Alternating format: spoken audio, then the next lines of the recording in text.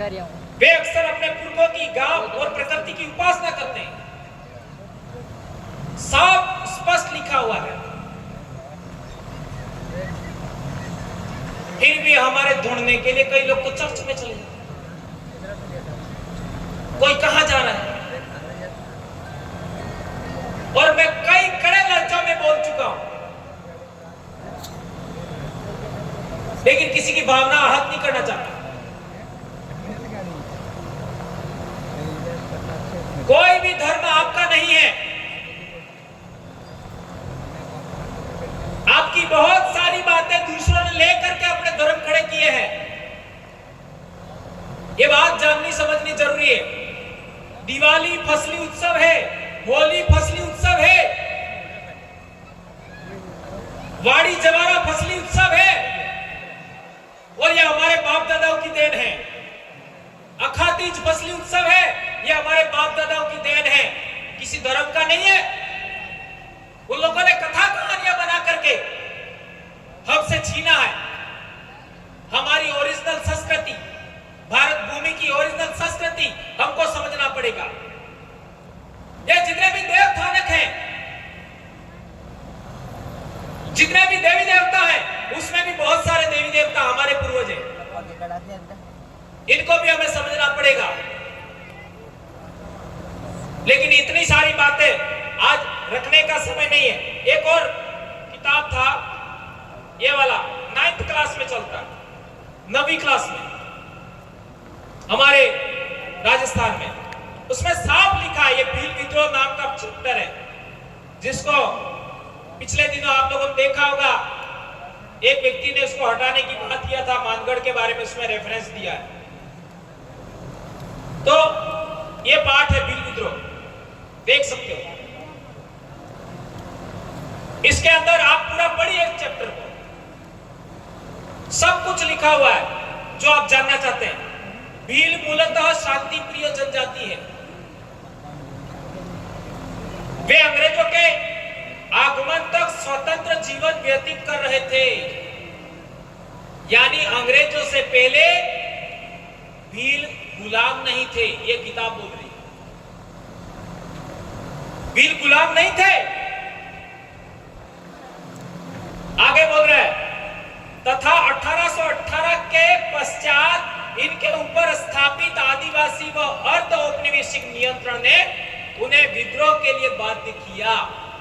यानी हमारी गुलामी जो हुई, हमारे बाप दादाओं ने के साथ में जो गलत व्यवहार हुआ, वो 1818 के बाद हुआ। ये किताब बोल रही है, और ये भी मैंने नहीं लिखी, न किसी आदिवासी ने लिखी है। और इसमें बहुत सारी बातें लिखी है। भीलों ने अपने इस परंपरागत अधिकारों को छोड़ने से इनकार करते हुए अंग्रेजों के विरुद्ध विद्रोह किया। इसमें यह बात भी लिखा है।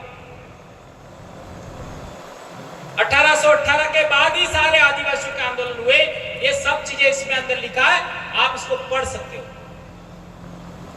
और एक इंपॉर्टेंट बात है, ये 7th क्लास में किताब है, इसमें भी जनजाति का पार्ट है, 7वीं क्लास में।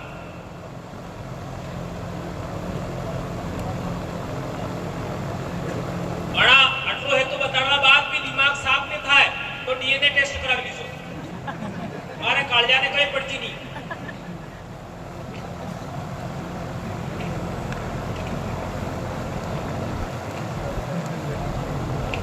बीजू तो हो कौन?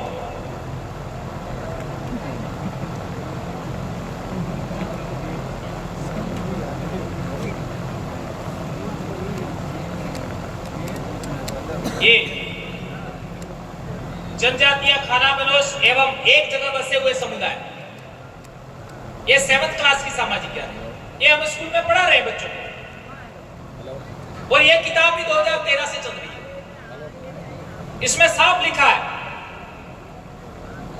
उपमहाद्वीप के कई समाज ब्राह्मणों द्वारा सुझाए गए सामाजिक नियमों और कर्मकांडों को नहीं मानते थे, और न ही वे कई असमान वर्गों में विभाजित थे।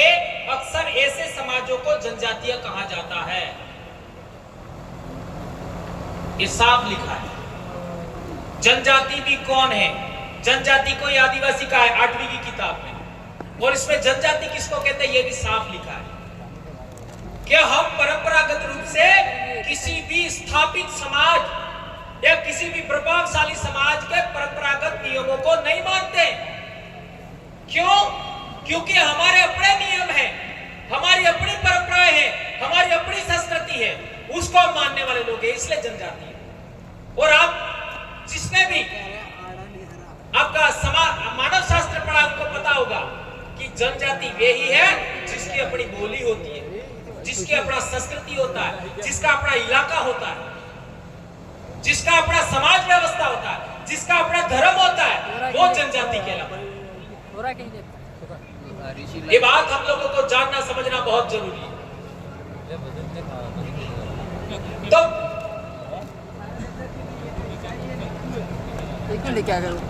तो मेरे कहने का मतलब ये है कि आपकी पहली पहचान क्या है, फर्स्ट आइडेंटिटी क्या है?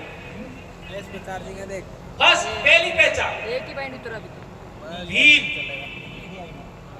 आपकी पहली पहचान क्या है? भील। ये आपकी पहली पहचान है। और भील का मतलब क्या होता है?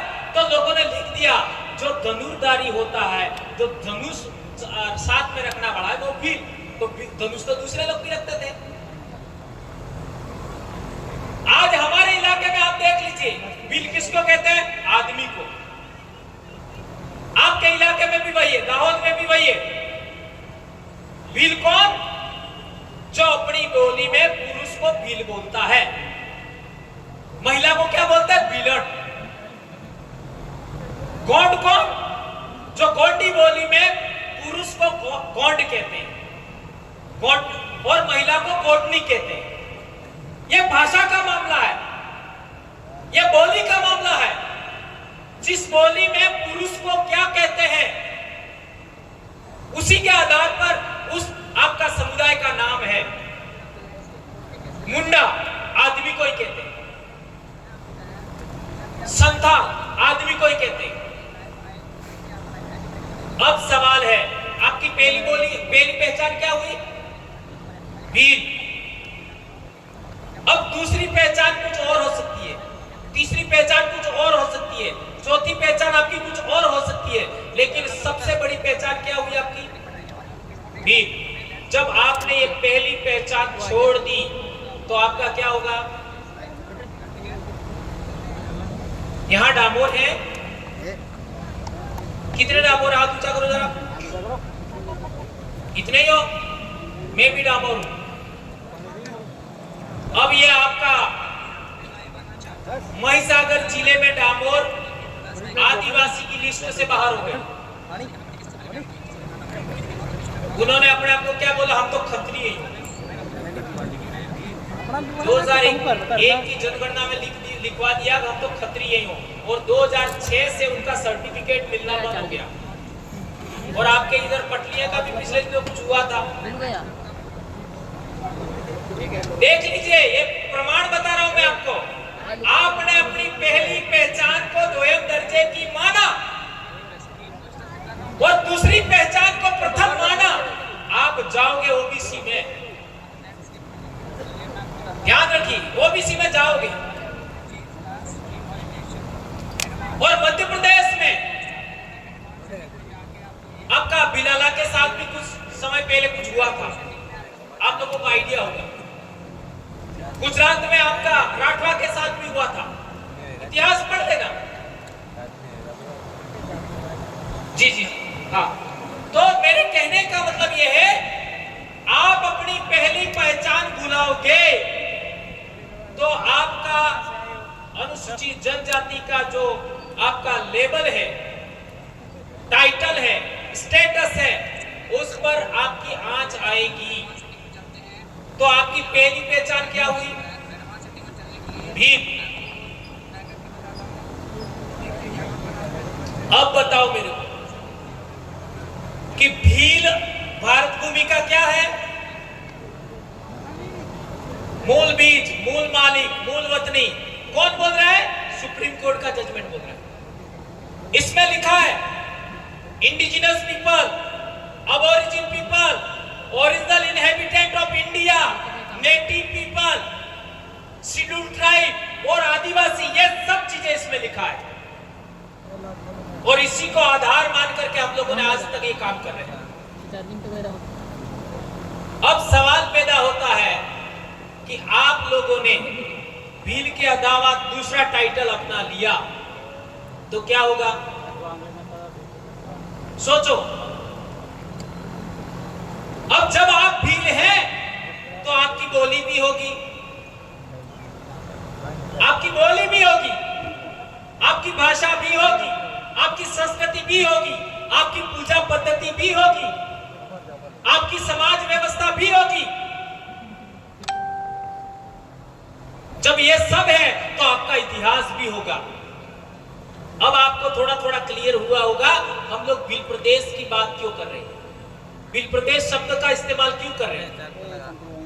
हमारे राजस्थान में 12 जनजातियां हैं, उसमें वास्तविक देखो तो 3 जनजातियां ही है और अन्य 12 में से 3 निकाल करके अन्य जो बचती है वो सब भील ही है। ऐसा कैसा मध्य प्रदेश में है, ये वेस्टर्न भारत में ज्यादातर भील ही है या भील से बने हुए अलग समूह है। आपका 1931 का जनगणना रिकॉर्ड पढ़ लो, 1931 का जनगणना रिकॉर्ड आपको समझ में आएगा भिलाला कौन है, बारेला कौन है, पटलिया कौन है। पर कई बार क्या होता है, कई लोग अपने आप को ऐसे समझ बैठते हैं, नहीं सही बात है तो भी नहीं मानना, सही बात लाइट जा भी सकती।